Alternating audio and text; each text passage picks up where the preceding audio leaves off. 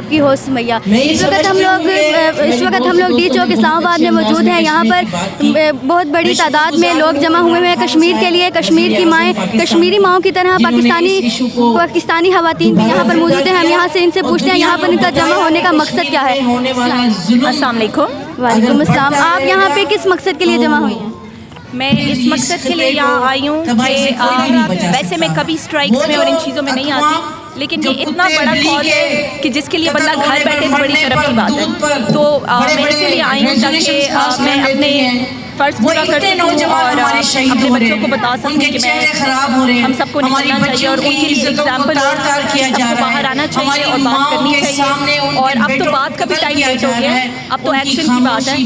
میں یہی کہتی ہوں کہ ابھی بھی میری ریکویسٹ ہے پرائم منسٹر عمران خان سے کہ فوج کو اشارہ کریں اور سب جائیں اور کشمیر کے لیے آزاد کریں۔ آپ اس حوالے سے مودی کو کیا پیغام دینا چاہتے ہیں؟ میں کہنا چاہتی ہوں مودی گو ٹو